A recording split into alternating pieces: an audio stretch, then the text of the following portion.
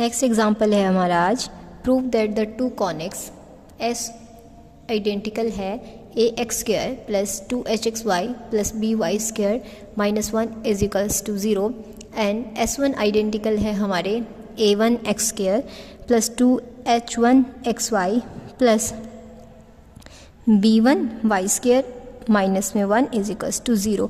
अब हमें क्या करना है, क्या बोला इन्होंने क्वेश्चन में, can be so placed so as to be confocal. हमें इनको इस तरह से प्लेस करना है कि दोनों एक दूसरे के क्या हो जाएं, कन्फोकल हो जाएं। ठीक है, कन्फोकल आपके किस तरह से होंगे, कन्फोकल होंगे तो हमें ये इक्वालिटी प्रूव करनी है।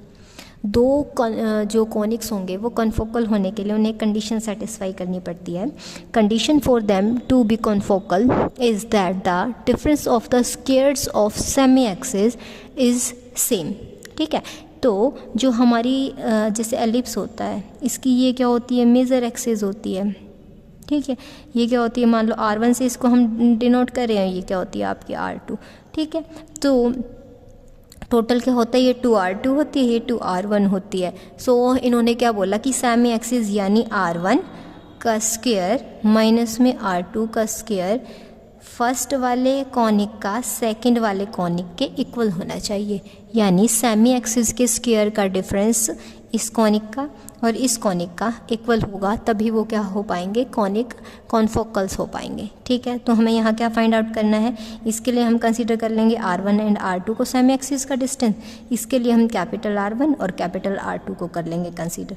तो इनके स्क्वायर्स का डिफरेंस हमें क्या दिखाना है, इक्वल दिखाना है एक दूसरे के, ताकि ये क्या हो जाए, कॉन्फोकल हो जाए। तो हमारे पास फर्स्ट क्या है, हमें R1 R2 फाइंड आउट करने पड़ेंगे। The length of the axis of central conic S are given by 1/R4 minus a plus b dot 1/R square plus ab minus f square is equals to 0। ये हमारा length of the axis को find out करने का formula होता है। ठीक है, यहाँ से R स्क्वायर की थ्रू आउट द इक्वेशन क्या कर देंगे, R4 से मल्टीप्लाई कर देंगे। यहाँ क्या हो जाएगा 1, ये 1 एज इट इज़। यहाँ R4 बाय में R2 है तो क्या बच जाएगा R स्क्वायर, यहाँ क्या हो जाएगा R4। तो A B minus H square into में R4 minus R square A plus B plus 1 is equals to 0। अब ये क्या थी, क्वाड्रेटिक इक्वेशन हमारी होती है स्क्वायर की फॉर्म में। यहाँ ये इक्वेशन आपकी 4 पावर की फॉर्म में है, तो रूट्स हमारे किस तरह से आएंगे, स्क्वायर की फॉर्म में हमारे रूट्स आएंगे। है ये किस टर्म्स में गिवन है, किस वेरिएबल्स में, आर की वेरिएबल्स की टर्म्स में गिवन है, तो हमें आंसर मिलेगा R1 square and R2 square. ठीक है, तो अब हमें पता है सम ऑफ द रूट्स हमारा किसके इक्वल होता है and product of the roots हमारा किसके इक्वल होता है। तो वही अप्लाई करते हुए हमें मिल जाए, यहाँ क्या हो गया, R1 square and R2 square with the roots of equation 1, इसके ये रूट्स हो जाएंगे। तो हमारा यहाँ से सम ऑफ द रूट्स इक्वेशन से आ जाएगा, माइनस बी बाई में ए होता है सम ऑफ द रूट्स, तो बी तो था हमारा a plus h with negative sign और ए था a B minus H square. ठीक है, similarly product of the roots हमारी इक्वल होती है 1 बाय में a B minus H square के। ठीक है, वैसे होती है हमारी सी बाय ए, सी हमारा क्या था 1, ए हमारा ये था, इसलिए हमारी प्रोडक्ट ऑफ द रूट सी इसके इक्वल आ गई है। अब हमें इस इक्वेशन में क्या फाइंड आउट करने हैं, स्क्वायर्स जो रूट्स आए हैं आपके उनके स्क्वायर्स का डिफरेंस फाइंड आउट करना है, वही हमारा इक्वल होगा, तभी क्या हो पाएंगे, कॉन्फोकल हो पाएंगे। अब यहाँ तो हमने फाइंड आउट किया इक्वेशन की हेल्प से कि उसका सम आ गया और प्रोडक्ट आ गया। अब सम और प्रोडक्ट को हम एक फॉर्मूले में अप्लाई करके उनकी हेल्प से हम क्या निकाल सकते हैं, हमारा difference of the semi axis. Okay, तो हमारे पास वो फॉर्मूला क्या होता है, जो हमने सम ऑफ द रूट्स निकाले हैं उसका स्क्वायर माइनस में 4 इंटू में product of the squares bracket under root. ठीक है, ये आपके पास फॉर्मूला होता है, ये आप स्टार्टिंग से पढ़ते आ रहे हैं। अगर किसी भी दो चीज़ों का हमें डिफरेंस निकालना हो और उसका सम गिवन है और प्रोडक्ट गिवन है, तो ये फॉर्मूला हम अप्लाई करते हैं। ठीक है, अब ये वैल्यूज़ हमें पता है ऊपर गिवन है, इनको उठा के यहाँ सब्स्टिट्यूट कर देंगे, a plus B whole square a B minus H square whole square minus 4 divided by A B minus H square, complete क्या था, रूट में है या फिर पावर है हाफ। अब यहाँ तो स्क्वायर है, यहाँ सिंगल है पावर, तो एलसीएम में क्या आ जाएगी, डबल पावर आ जाएगी आपकी। ठीक है, ऊपर यहाँ ऑलरेडी डबल था तो ये एज इट इज़ टर्म आएगी, माइनस में 4, यहाँ सिंगल थी इसलिए इसकी प्रोडक्ट हो जाएगी A B minus H square से, कंप्लीट की पावर थी हाफ। इस स्क्वायर को एक्सपेंड किया हमने, a प्लस बी के स्क्वायर को, क्या हो जाएगा a square plus B square plus 2ab। यहाँ से इसके साथ मल्टीप्लाई होने बाद -4ab plus 4h square divided by ab minus H square whole square. Complete की पावर आपको क्या गिवन है 1/2। ठीक है, तो जो स्क्वायर्स का डिफरेंस किसके इक्वल हो जाएगा, यहाँ से a square plus B square minus 2ab plus 4h square divided by ab minus H square whole square. Complete की पावर हाफ थी आपकी, तो यहाँ से जो डिफरेंस है हमारा किसके इक्वल आ जाएगा, a plus B whole square plus 4h square divided by, जो हाफ पावर थी ना इन पे दोनों पे अलग अलग कर ली, न्यूमरेटर पे भी और डिनोमिनेटर पे भी। डिनोमिनेटर पे स्क्वायर था इसलिए रूट यहाँ से कैंसिल हो गया और यहाँ ऊपर ऊपर क्या आ गया, रह गया आपका रूट बोल सकते हैं या हाफ पावर रह गई। सिमिलरली हमारे पास सेकंड कोनिक था, सेकंड कोनिक के लिए हमारे पास जो लेंथ ऑफ द एक्सिस की इक्वेशन होगी वो कुछ इस तरह से राइट की जाएगी। वहाँ तो हमने ए बी और एच की फॉर्म में लिए थे, ये जो लेटर्स है यहाँ ले लिया इनको 1 जो होगा इसका सब्सक्रिप्ट के साथ, a1 b1 minus h1 square r4 minus a1 plus b1 r square plus 1। अब ये थी इक्वेशन होती है स्क्वायर्स की फॉर्म में, क्वाड्रेटिक इक्वेशन तो हमारे सिंगल पावर में वैल्यूज़ आ जाती हैं। अब यहाँ पावर क्या है 4, तो रूट्स हमारे किस फॉर्म में आएंगे, इनके स्क्वायर्स की फॉर्म में आएंगे। ये हमारे इस इक्वेशन के क्या बन जाएंगे, रूट। तो अब हमें पता है सम ऑफ द रूट्स हमारा किसके इक्वल होता है, माइनस बी बाय में ए। बी क्या था हमारा a1 plus b1 with negative sign, तो माइनस माइनस यहाँ से क्या हो गया प्लस, नीचे क्या आता है ए क्या था हमारा ये a1 b1 minus h1 square. Similarly product हमारी किसके इक्वल होती है, c बाय ए। c यहाँ 1 था, a यह था हमारा, ए यहाँ पुट कर दिया। वैल्यू ऊपर और नीचे दोनों जगह सेम आई है, बस वहाँ पे जो लेटर्स हैं वो a b h direct use कर रखे हैं, यहाँ पे a1 b1 और h1 को यूज़ कर रखा है। तो हमारा रिजल्ट होगा ना जो लास्ट ये सॉल्व करके आई थी, ये इक्वेशन सेम आएगी। यहाँ से capital R1 square minus capital R2 square equal हो जाएगा a1 plus b1 whole square plus 4h1 square under root में, और डिवाइडेड बाय में है a1 b1 minus h1 square. ठीक है, अब ये दोनों वैल्यूज़ हमारी क्या हैं, इक्वल होनी चाहिए, क्या होने के लिए, इसको कन्फोकल होने के लिए। ठीक है, तो now the two conics are confocal if the distance between their foci या फिर सेमी एक्सिस आर सेम। तो सेम होने के मतलब कन्फोकल होने के लिए इनको इक्वल होना नेसेसरी है। तो उठा के इन दोनों वैल्यूज़ को हम क्या कर देंगे, इक्वेट कर देंगे। यहाँ इक्वेट करने के बाद हमारे पास क्या आ गया है, इसकी वैल्यू हमारी ये थी, इसकी वैल्यू ये थी, दोनों साइड में क्या कर दिया, स्क्वेयरिंग कर दिया। तो हमारे पास टर्म आ गई है A B minus whole square plus 4h square divided by A B minus H square whole square is equals to a1 minus b1 whole square plus 4h1 square divided by a1 b1 minus h1 square whole square. यही हमें क्या करना था, prove करना था। यहाँ पे clear है। अगर दो कॉनिक्स गिवन हैं आपको और उनको क्या प्रूव करना है हमें कि वो कॉन्फोकल होने चाहिए, तो उसके लिए हमारे पास रिजल्ट होता है कि अगर दो कॉनिक्स को कॉन्फोकल होना है तो वहाँ पे उनकी जो सेमी एक्सिस की लेंथ है वो हमारी क्या होनी चाहिए, इक्वल होनी चाहिए। ठीक है, अब हमारा नेक्स्ट एग्जाम्पल है, prove that confocal hyperbola through the point on the ellipse this whose eccentric angle is 45 degree. So वो इसके इक्वल आना चाहिए, हमें ये प्रूव करना है। एलिप्स की इक्वेशन गिवन है, एलिप्स का थीटा गिवन है हमें, तो इस इक्वेशन को हमें इस फॉर्म में कन्वर्ट करना है और ये किस चीज़ को रिप्रेजेंट करेगी, आपके कॉन्फोकल हाइपरबोला को। ठीक है, अब हमें पता है एलिप्स की इक्वेशन क्या होती है, the given equation of ellipse is X square by A square plus Y square by B square is equals to 1। Confocal ellipse की भी इक्वेशन हमें मालूम है, वो क्या होती है, equation of a conic confocal to ellipse is X square by A square plus lambda plus Y square by B square plus lambda is equals to 1।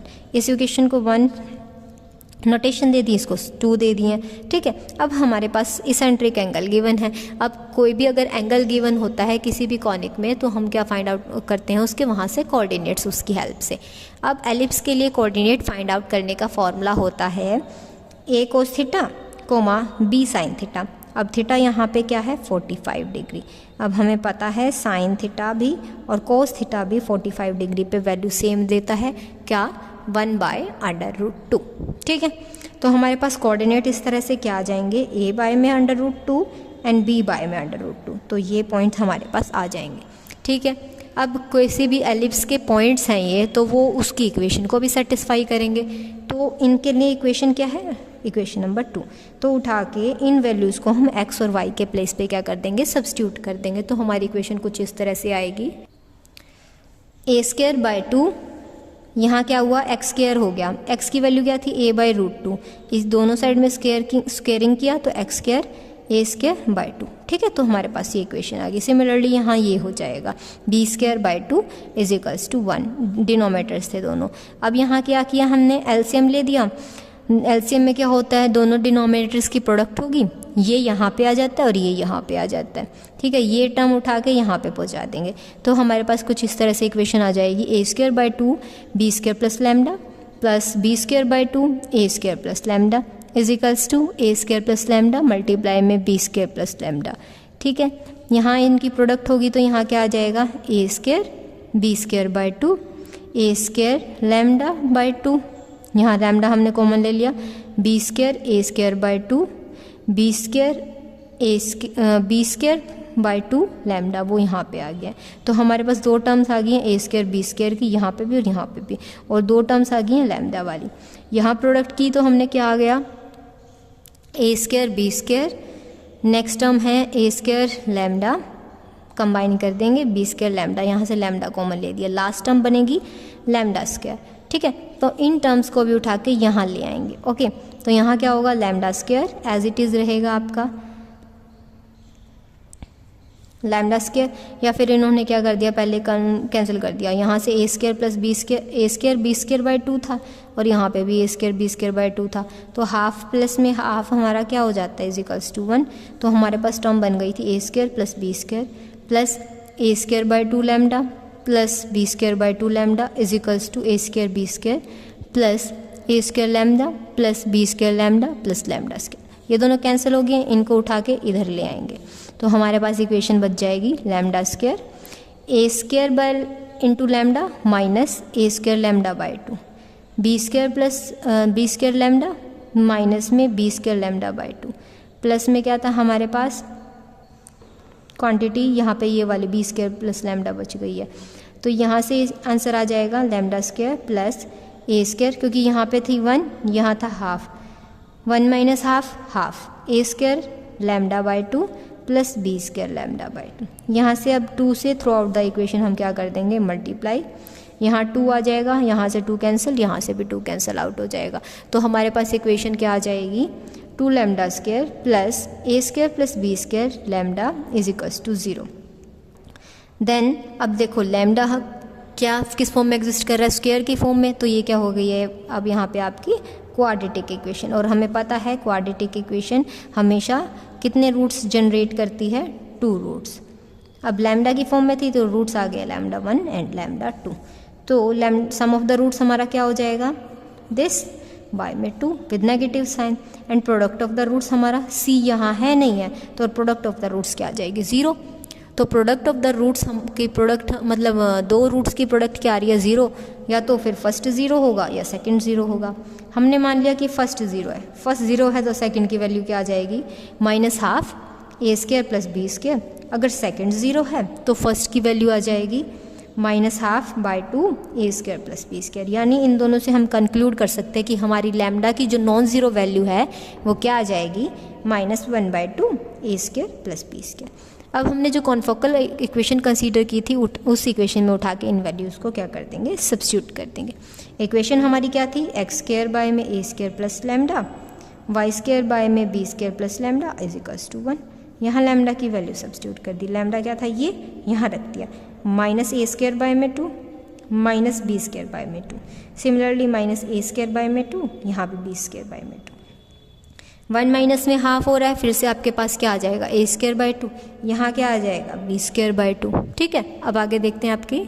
तो हमारे पास इक्वेशन क्या बन गई है, x² में a²/2 माइनस b² में 2 plus y² में b² minus a²/2 equals to 1।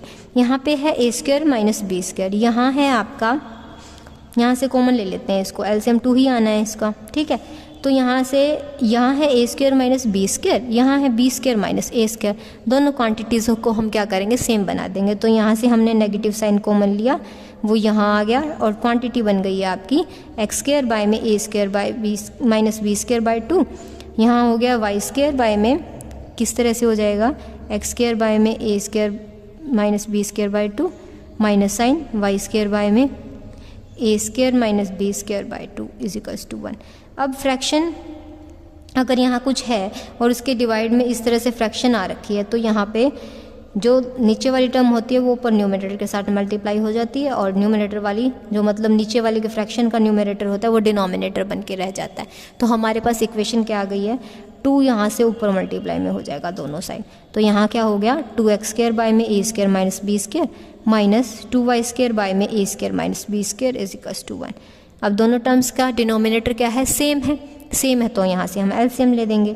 LCM लेने के बाद हमारे पास क्या बन जाएंगे, ऊपर 2x square minus 2y square by में a square minus b square, किसके इक्वल था, 1 के इक्वल। ये यहाँ आ जाएंगी टर्म, तो हमारे पास क्या इक्वेशन बन जाएगी, a square minus b square equal है 2x स्क्वायर। अब यहाँ दोनों जगह क्या था, 2 कॉमन ले दिया, तो 2 के साथ x square minus Y square, यही हमें क्या करना था, प्रूव करना था। ठीक है, क्या गिवन था, एलिप्स की इक्वेशन गिवन थी, उसके लिए हमने कॉन्फोकल कंसीडर की। कॉन्फोकल में हमने कॉन्फोकल फाइंड आउट करने के बाद हमें इसेंट्रिक एंगल गिवन था, उसकी हेल्प से हमने कोऑर्डिनेट्स फाइंड आउट किए। अगर वो किसी कॉनिक के कोऑर्डिनेट थे तो उसकी इक्वेशन को भी सेटिस्फाई कर रहे होंगे। उसकी हेल्प से हमने लैम्डा की वैल्यू फाइंड आउट की, लैम्डा को हमने कॉन्फोकल इक्वेशन में सब्स्टिट्यूट किया और फिर हमने हमारी इक्वेशन को इस तरह से मॉडिफाई कर दिया, जो हमें क्या करना था, प्रूव करना था। क्लियर है, ये था हमारा सेकेंड चैप्टर।